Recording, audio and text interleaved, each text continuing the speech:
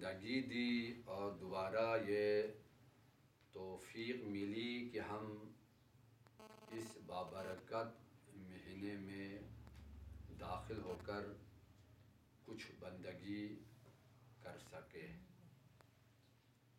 اس مہینے چونکہ یہ ایک خودسازی کا عملی پریکٹیکل مہینہ ہے کہ ہمیں عملی طور پر خودسازی اور اپنے آپ کو اس مہینے میں بنانا ہے۔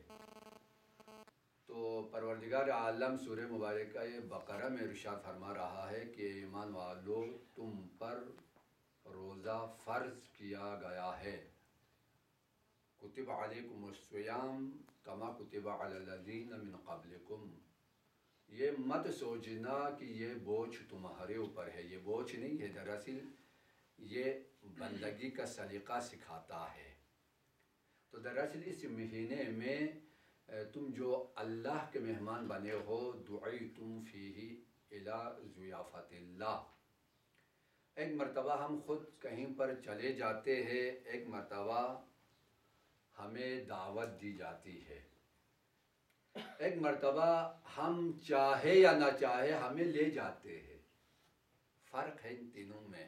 ایک مرتبہ ہم خود جائے تو ممکن ہے طرف مقابل کو یہ بات پسند نہ ہو، یہ کام پسند نہ آئے، دعوت کے بغیر آئے ہو۔ یہ کون سا مرحلہ ہے؟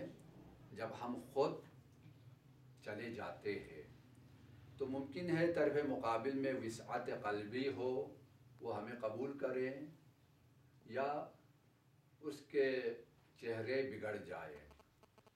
یہ ہمارے جانے کا انجام ہے کسی دعوت میں اگر ہم جائیں گے۔ ایک مرتبہ یہ ہے کہ آپ کو دعوت دی جاتی ہے کہ جناب آپ آ جائیے، تو آپ کو نہ جانے میں شرمندگی ہے، نہ مہمان کو شرمندگی ہے، نہ میزبان کو شرمندگی ہے، چونکہ دونوں کے درمیان پہلے بات ہو چکی ہے، پہلے دعوت ہو چکی ہے۔ اب آپ جائیں گے بڑے فخر سے اور وہ آپ کی میزبانی کریں گے۔ لیکن یہاں پر تعبیر نہ جانے والی تعبیر ہے، نہ اسی طرح جانے والی تعبیر ہے، بلکہ تعبیر کیا ہے؟ دعیتم فیہ الی ضیافت اللہ۔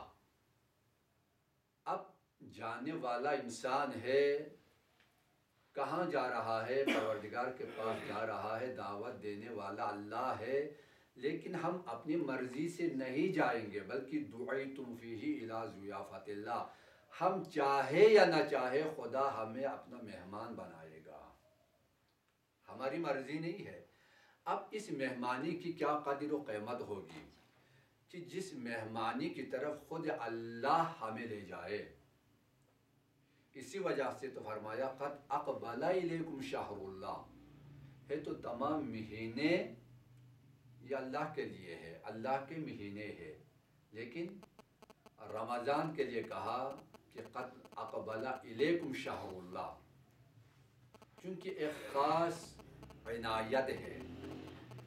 ایک تو جو عام مہینوں میں جو فیوضات ہے، جو خصوصیات ہے، وہ تو ہے ہی اس میں، جو اس میں ہے وہ دوسرے مہینوں میں نہیں ہے۔ آپ 11 سال 11 مہینے آپ کوشش کریں، لیکن رمضان المبارک کے ایک دن کی فضیلت آپ کو نہ ملے، چونکہ ایک خاص مہمانی ہے۔ اسی وجہ سے فرمایا قد اقبل الیکم۔ یہ اقبلہ یہ اقبال سے ہے، ٹھیک ہے؟ ہم کہتے ہیں نا کسی کے لیے اگر کوئی کامیابی ملے تو اس کا اقبال کھل گیا ہے،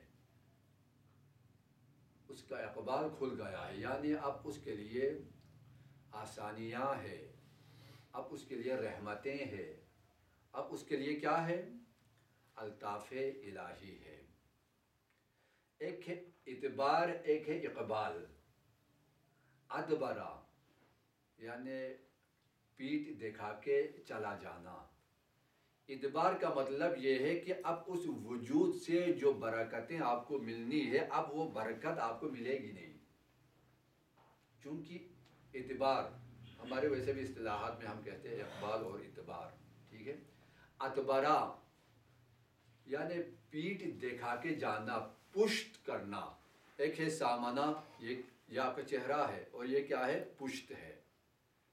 تو آپ میں جو اخلاق ہے، آپ میں جو صفات انسانی ہے، وہ آپ کے چہرے سے نظر آئے گا.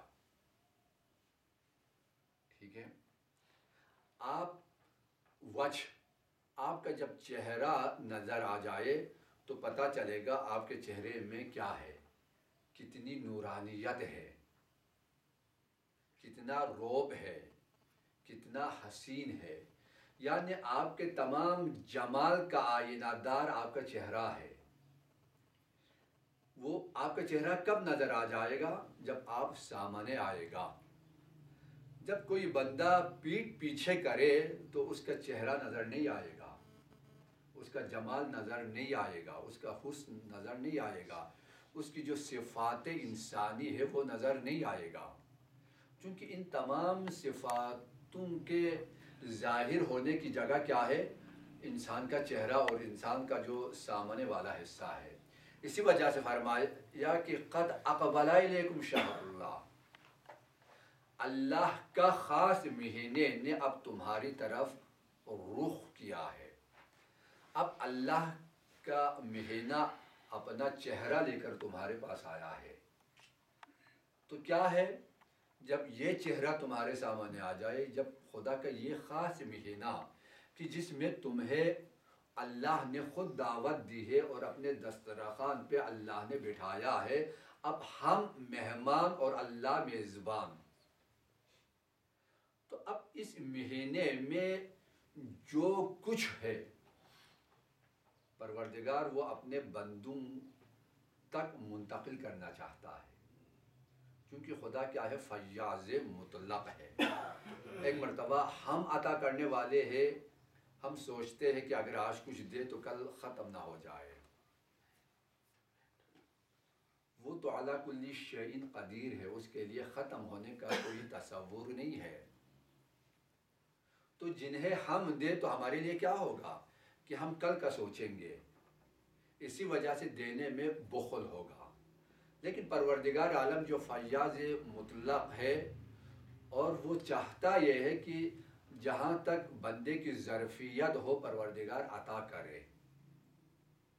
عطا میں کوئی کمی نہیں ہے، کمی یہ لینے والے میں ہے. اسی وجہ سے کہا کہ رمضان آنے سے پہلے ماہ ولایت، ماہ رجب سے اپنی تربیت کرو. ولایت کے مہینے میں داخل ہو جاؤ، اعتکاف رکھا ماہ رجب میں. اور مخصوص جو اعمال ہے ماہ رجب کے، یہ تمام کس لیے ہے؟ تاکہ ہم تیار ہو سکے. ولایت کا مہینہ ہے رجب، ولایت کے مہینے میں ہم تزکیہ نفس کا ایک سفر شروع کریں. اب جو رجب، این الرجبیون، قیامت کے دن پکارنے والا یہ پکارے گا کہ رجب والے کہاں ہے؟ اب تو اس سال تو کرونا کی وجہ سے بہت ساروں کے رجب بھی جو سیر و سلوک کا مہینہ ہے، جو تزکیہ نفس کا مہینہ ہے، جو خودسازی کا مہینہ ہے، جو ہمیں حیوانی صفات سے نکال کے انسانی صفات سے مزین کرنے کا مہینہ ہے، وہ مہینہ ہمارے ہاتھ سے نکل گیا. اور رجب میں تیار ہوتا ہے تاکہ ہم ماہ رسول اللہ میں پیغمبر کے مہمان بن سکے. اسی وجہ سے پیغمبر نے فرمایا کہ شعبان یہ میرا مہینہ ہے، میرے مہینے میں ولو ایک دن کا روزہ رکھے 70 سال کے فاصلے تک جہنم کی آگ تم سے دور ہو جائے. اس لیے کہ شعبان میں تم جو بھی نیک عمل کرو گے یہ تمہارا عمل نہیں ہوگا، یہ تمہارا عمل پیغمبر کی مدد ہوگی، یہ رسول اللہ کی مدد ہوگی. اسی وجہ سے فرمایا میرے مہینے میں مجھے شرمندہ نہ کرے. تو ماہ رجب میں ہم تیار ہوتے ہیں کس کے لیے؟ ماہ شعبان کے لیے. شعبان اور رجب دونوں میں ہم عبادت کے اعتبار سے، افکار کے اعتبار سے اپنے اعتقادات کے اعتبار سے، اپنے اعمال کے اعتبار سے ہم تیار ہوتے ہیں تاکہ ہم ماہ رمضان میں ہم داخل ہو سکے۔ اسی وجہ سے ماہ رمضان میں اس طرح پاک و پاکیزہ، دیکھو شعبان کی آخری دعا ہے نا، ان لم غفرتنی فیما مضی من شعبان فاغفر لنا فیما بقی من، تاکہ جو الہی دروازہ جو کھلا ہے، جب اس دروازے سے داخل ہو جائے تو طہارت کے عالم میں داخل ہو جائے، پاک و پاکیزہ اور منزہ ہو کر ہم داخل ہو جائے۔ ہم جسمی طہارت کے لیے کس قدر ہم کوشش کرتے ہیں کہ ہمارا جسم پاک ہو، خصوصاً کہیں پر مہمانی کے لیے اگر جانا ہونا، ہم ظاہر کے کس طرح ہم اپنے ظاہر کا انتظام کرتے ہیں، ہمارا لباس ٹھیک ہونا چاہیے، ہمارے بال صحیح ہوں، ہمارا چہرہ ٹھیک ہو، ٹھیک ہے، ہمارے جسم سے کوئی بدبو نہ آ جائے۔ کیوں؟ کیونکہ ہم نے مہمانی پہ جانا ہے، اور کہیں وہاں جانے کے بعد کوئی شرمندگی اٹھانا نہ پڑے۔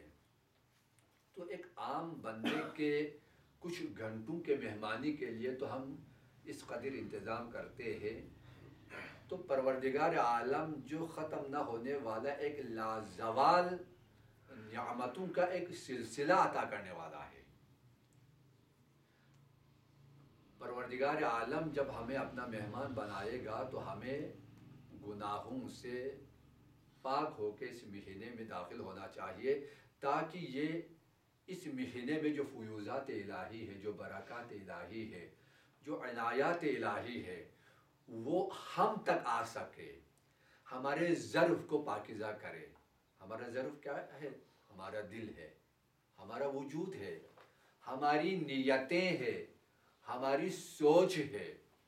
اسی وجہ سے کہا کہ اس مہینے میں ہم داخل ہو جائے تو یہ کوئی عام مہینہ نہیں ہے، بلکہ شہر اللہ قد اقبل الیکم شہر اللہ، اب تمہارا اقبال کھل گیا ہے، اب تمہاری قسمت جاگ چکی ہے، اب تمہاری تقدیر بدلنے والی ہے۔ اس مہینے میں تم خدا کی رحمت کو، خدا کی رحمت کے بارے میں سنیں گے نہیں، بلکہ خدا کی رحمت کو چھوئیں گے، اپنے وجود میں جذب کریں گے، اپنے دل میں اتاریں گے، اس لیے کہ آسمان کے تمام دروازے کھلے ہیں، تمام رحمتوں کے دروازے کھلے ہیں، اور تمام عذاب کے دروازے بند ہیں، جہنم کا دروازہ بند ہے، اور شیطان باندھا ہوا ہے، زنجیروں میں ہے۔ تو سوال یہ پیدا ہوتا ہے، جب شیطان زنجیروں میں ہے تو یہ شیطانی عمل کیوں وجود میں آتا ہے؟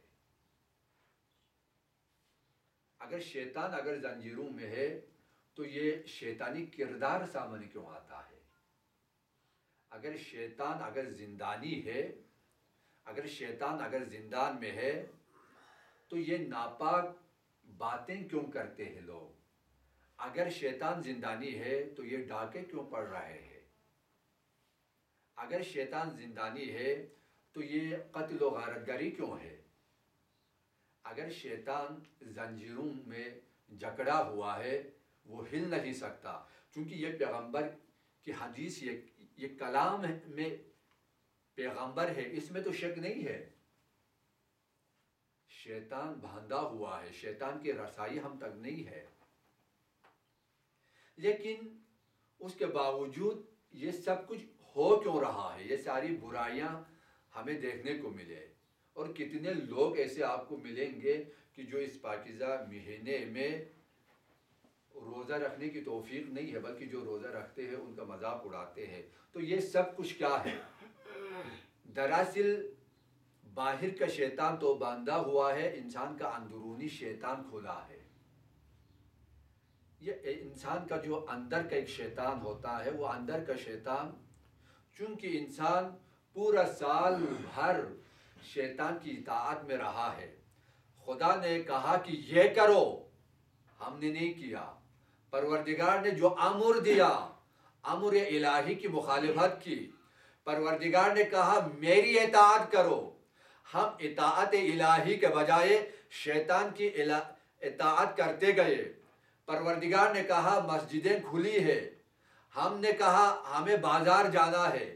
پروردگار کی طرف سے یہ امر آیا کہ قرآن یہ دستور زندگی کی ہے، اس میں غور کرو. ہم نے قرآن کھولنے تک کی زحمتیں نہیں کی. جب ہم ہر امر الہی کی مخالفت کرتے ہوئے، ہر نہی الہی پر ہم عمل کرتے ہوئے ہم آگے بڑھ گئے، تو اب وہ شیطان تو باندھا ہوا ہے. ہمارا وجود ایک اور شیطان کی شکل میں اس دنیا میں آیا، اور اب اس شیطان کے بجائے ہم خود شیطان بن گئے. تو ہم سے تمام شیطنت کی چیزیں ظاہر ہو جائے. میرے عزیزو، دراصل شیطان تو باندھا ہوا ہے، لیکن اسی وجہ سے کہا کہ اس مہینے کی قدر کرو، اپنے آپ کو توبہ کے غسل سے اپنی روح کو طہارت دو. استغفار تمہارا ہتھیار ہے. یہ بہت عظیم مہینہ ہے. قد اقبل الیکم شہر اللہ، اور کیا آگے تعبیر ہے، انفاسکم فیہ تسبیح و نومکم فیہ عبادہ. مجھے کوئی نظام آپ بتا دے جو نظام کسی ملک کے باشندوں کے سونے کی قیمت ادا کرتا ہو. دکھا دو کوئی سسٹم دنیا میں. وہ تو آپ کے گھنٹے گنتے ہیں نا، کب سے آئے اور کب تک آپ رہے. گویا کہ ہم نوکر ہیں، نوکری کر کے آتے ہیں. اگر 5 منٹ بھی اگر کم ہو جائے تو اسی کی تنخواہ کاٹ دے. ٹھیک ہے، یہ دنیاوی سسٹم ہے، یہ دنیاوی نظام ہے. لیکن دین سے بھاگنے والوں کے لیے ایک سوال، مجھے آپ کوئی دنیا میں سسٹم بتا دے. آپ نوکری پر نہ جائے، آپ دفتر میں نہ جائے، جی آپ اپنے گھر میں سو جائے، اور آپ کے اس سونے کی قیمت وہ ادا کرے. دنیا میں کوئی ایسا نظام نہیں ہے، لیکن یہ دین کا نظام ہے، یہ نظام الہی ہے، یہ نظام اسلام ہے. کہ اسلام کہتا ہے کہ تم اپنے گھر میں بھی رہو، اگر روزہ رکھے اور سو بھی جائے تو تمہارا سونا عبادت میں تبدیل ہو جائے. عبادت یعنی کیا؟ تمہیں اجر ملے گا، تمہیں اجر ملے گا. جو عبادت کا ثواب ہے وہ ثواب تمہاری نیند کے لیے ادا کرے. اور کون سا نظام ایسا ہے جو آپ کی سانسوں کی قیمت ادا کرے؟ لیکن یہ نظام اسلامی ہے، یہ نظام قرآن ہے جو انسان بنانے کے لیے آیا ہے. آج 2 ان پڑھ ملاؤں کو دیکھنے کے بعد لوگ اپنا دین تبدیل کرنے لگتے ہیں. تمہیں دین ملا سے لینے کی ضرورت نہیں ہے، دین قرآن ہے. تمہارا دین اگر لینا ہے تو قرآن سے لو. تم نے دین لینا ہے تو غدیری نظام سے لو. اگر دین لینا ہے تو کربلا کو سمجھنے کی کوشش کرو، اس لیے کہ نظام مکمل ہوا غدیر میں، اور نظام اگر بچا ہے تو کربلا میں. تمہیں کوئی نیا نظام لانے کی ضرورت نہیں. یہی قرآن، یہ نظام زندگی ہے، یہ نظام بندگی ہے، یہ نظام عقل ہے، یہ نظام سلامت ہے، یہ نظام تعلیم ہے، یہ نظام شعور ہے. تمہاری زندگی بدلے گی اس قرآنی نظام سے. تو ہمیں اس مہینے میں اپنے آپ کو سمجھنا ہے. دیکھو، بنانا ہے نا خودسازی. خودسازی کا مطلب کیا ہے؟ خودسازی کا مطلب یہی ہے کہ ہم نے کیا کرنا ہے، اپنے آپ کو بنانا ہے. تو یہاں پر یہ سوال پیدا ہوتا ہے، اپنے آپ کو تو بنانا تو ہے، لیکن بنائیں گے کیسے؟ آپ کے جسم میں درد ہو جائے اور آپ کو پتہ نہ ہو تو ڈاکٹر کیا کرے گا؟ آپ کو پتہ ہو آپ کے جسم کے کس حصے میں درد ہے، تاکہ ڈاکٹر آپ کے اس درد کا علاج کر سکے۔ آپ کو پتہ ہی نہیں ہے کہ بے چین تو ہے، اضطراب تو ہے، لیکن درد کہاں ہے پتہ نہیں ہے، آپ کیا کریں گے؟ وہاں پر ڈاکٹر بھی حیران، چونکہ علم غیب تو ہے نہیں اس کے پاس، اور آپ بھی پریشان، اضطراب میں اضافہ ہو رہا ہے۔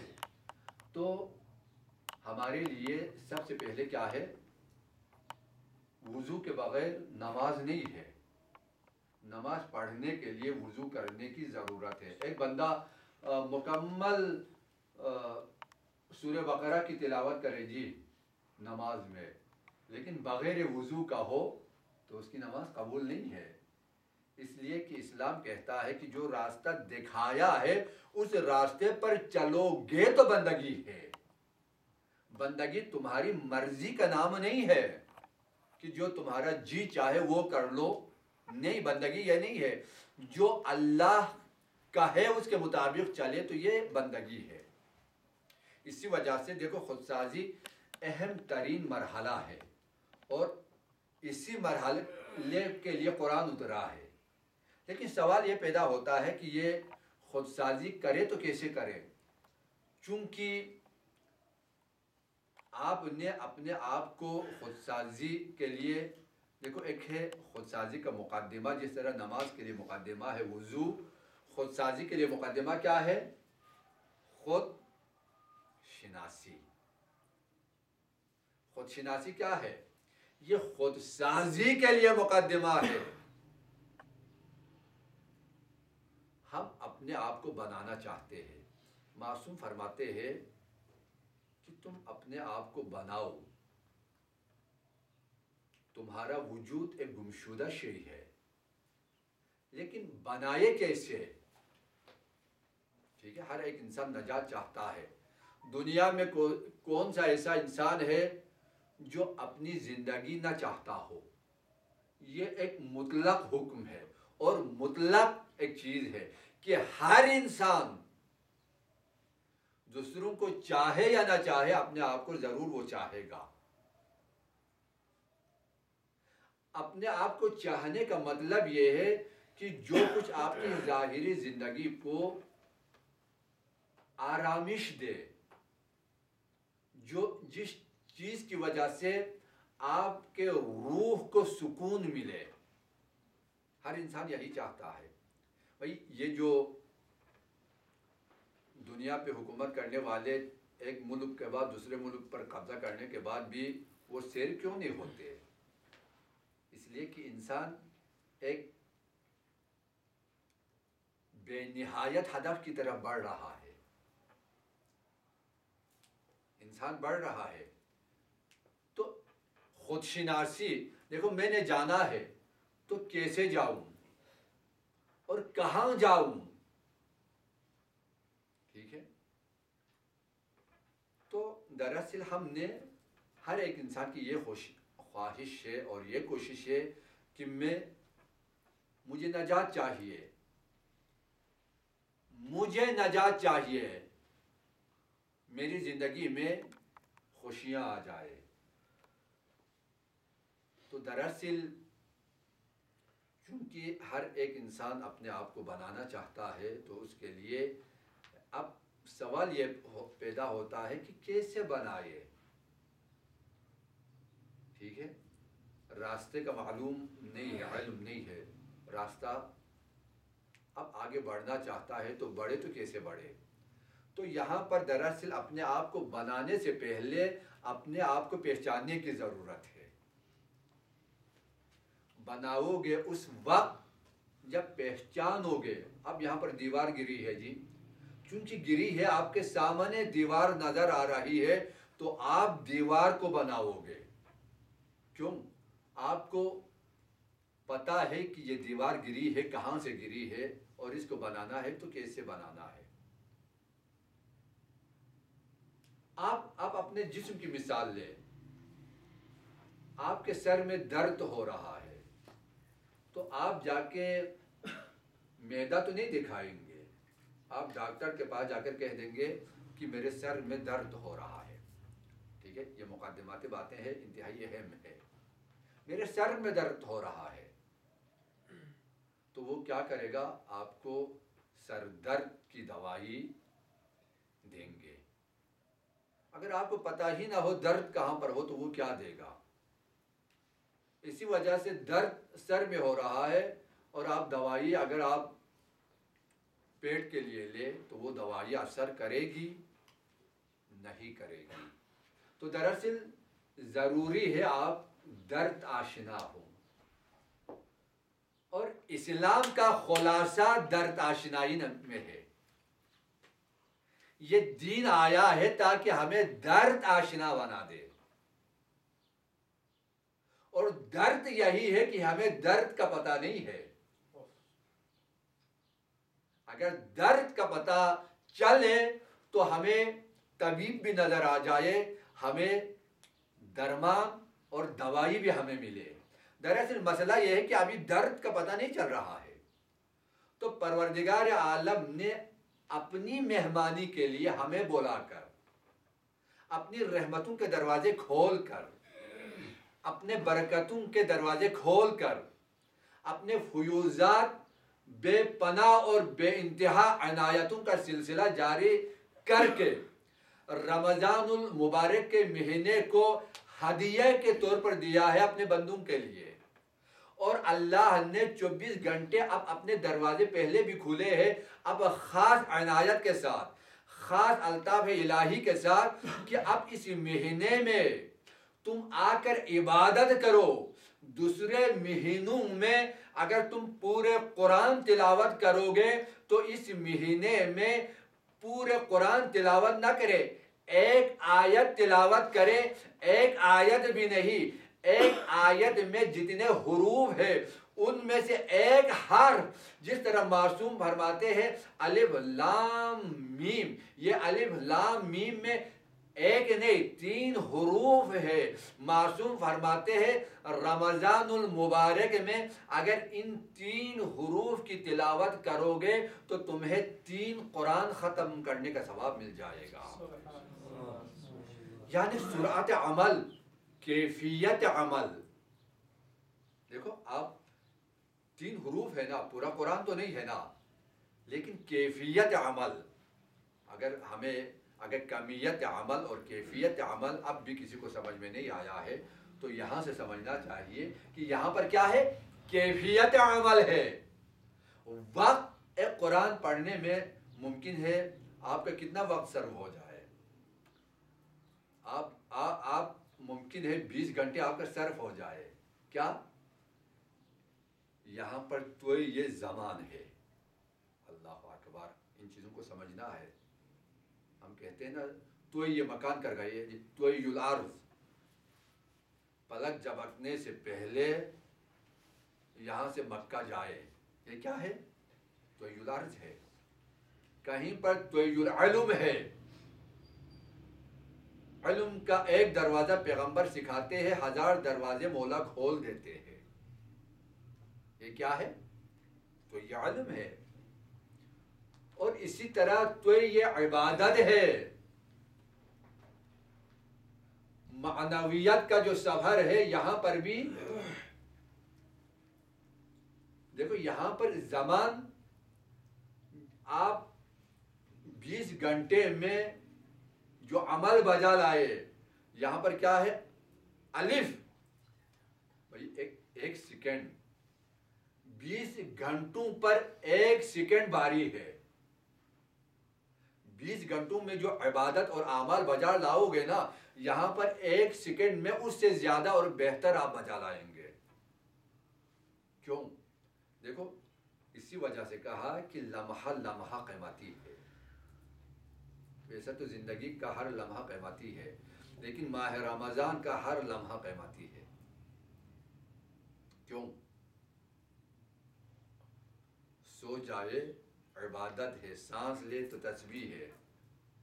تو جس کا سونا عبادت ہو اس کی عبادت کا کیا بنے گا؟ اگر وہ تسبیح پڑھے تو کیا ہوگا؟ اگر وہ ذکر الہی کرے تو کیا ہوگا؟ اگر وہ معرفت الہی حاصل کرے تو کیا ہوگا؟ قیمت جانو، اس مہینے کی قیمت جانو، اور خود شناسی، انشاءاللہ کچھ دروس ہم خود شناسی یہ مقدمے کے طور پر، کیونکہ خود شناسی کے بغیر خود سازی کا مرحلہ آتا ہی نہیں ہے، کیونکہ آپ نے بنانا ہے نا، خود سازی میں کیا کرنا ہے؟ بنانا ہے. بھئی یہ حیوانی صفت ہے تو کیسے اسے انسانی صفت میں تبدیل کرے؟ پہلے پتہ تو چلے کہ انسان کے اندر حیوانی صفت ہے یا نہیں، اگر ہے تو کس قدر ہے، اگر ہے تو کس حیوان کی صفت ہے. قیامت کے دن بہت سارے لوگ حیوانی شکل میں محشور ہو جائیں گے. حیوانی شکل میں کوئی کتا بنے گا، کوئی خنزیر کی شکل میں، کوئی سور کی شکل میں، کوئی بلی کی شکل میں، کوئی چوہے کی شکل میں، مختلف شکلوں میں انسان نے محشور ہونا ہے. تو کیوں وہ مختلف شکلوں میں؟ چونکہ یہ تمام صفاتیں انسان کے اندر موجود ہے. اسی وجہ سے کہا کہ پہلے اپنے آپ کو پہچانو، پہلے اپنی معرفت حاصل کرو، تم اپنے آپ کو سمجھو. ابھی مجھولات جہاں مجھولات نہیں ہے، تم خود اپنے لیے مجھول ہو، اپنے آپ کو کشف کرو، اپنے آپ کو کشف کرو. تو عزیزان من، ہمیں اپنے آپ کو بھی کشف کرنا ہے، اور خود سازی کا عمل ایک بصیرت کے ساتھ ہم نے جانا ہے انشاءاللہ قرآن کی آیتوں کے روح سے، کہ خود سازی کیسے کرے، خود سازی کرے تو اس کے آثار کیا ہے، ہمیں کیا ملے گا، ہم کہاں جا سکیں گے. ان سوالوں کا جواب خود سازی میں ہے. اور معرفت شناسی، خود شناسی، خود شناسی کرے تو کیسے کرے؟ خود شناسی کرنے کے لیے ہمیں کن کن چیزوں کا سہارا لینا چاہیے؟ قرآن کیا کہتا ہے، قرآن کیا فرما رہا ہے؟ تو یقیناً کل کے درس میں ہم اس مرحلے سے شروع کریں گے کہ خود سازی کے لیے جو مقدمہ ہے خود شناسی، تو یہ خود شناسی کیا ہے، قرآن کیا کہہ رہا ہے؟ یقیناً انتہائی اہم ترین دروس ہے. تو انشاءاللہ ہم ایک نتیجے تک پہنچ سکیں گے. اور میں دعا کرتا ہوں پاک پروردگار عالم اس عظیم عبادت میں جو تیری عنایتیں اور برکتیں ہیں، جو فیوزات ہے، پروردگار عالم ہمیں ان کا اہل بنا دے. پاک پروردگار عالم رمضان المبارک کا مہینہ ہے، ہمیں اپنے آپ کو سمجھنے کی توفیق عطا فرما. پاک پروردگار عالم ہمیں لمحہ قیمتی ہے، ہمیں ان لمحات کے قدر کرنے کی توفیق عطا فرما. پاک پروردگار عالم ہمیں علم و عمل کی نعمت سے مالا مال فرما. پاک پروردگار عالم عالم اسلام، عالم انسان جو کرونا کی شکل میں جس وبا میں مبتلا ہے، جس خوف میں مبتلا ہے، پروردگار عالم دنیا کے اس خوف کو امن سے تبدیل فرما. پاک پروردگار عالم اس مقدس مہینے میں ہمیں تلاوت قرآن کے ساتھ تدبر قرآن کی توفیق عطا فرما. اس لیے کہ تلاوت قرآن مکمل نہیں ہے تدبر قرآن کے بغیر، اور یہ تدبر قرآن یہ حق قرآنی ہے ہر انسان کی گردن پہ. پاک پروردگار عالم ہمیں قرآن کے اس حق کو ادا کرنے کی توفیق عطا فرما. پاک پروردگار عالم ہمارے ملک عزیز پاکستان کی حفاظت فرما. پاک پروردگار عالم مسلمانوں کو اتحاد عطا فرما. پاک پروردگار عالم جو مظلومین جہان اس وقت ظلم و جور کے شکار ہے، ظالمین پہ ان کو فتح و نصرت عطا فرما۔ پاک پروردگار عالم اس انقلاب پرشکوہ کو تا ظہور امام زمانہ اس کی حفاظت فرما۔ پاک پروردگار عالم ہمارے جتنے بھی یہاں پر اور باہر جتنے بھی سننے والے ہیں اور جتنے بھی زحمت کش ہمارے مخلصین ہیں، پروردگار سب سے اس محنت کو قبول فرما۔ ربنا تقبل منا انک انت السمیع الدعاء بحق الزہراء و ابیہا و بعلہا و بنیہا والسر المستودع فیہا، والسلام علیکم ورحمۃ اللہ وبرکاتہ۔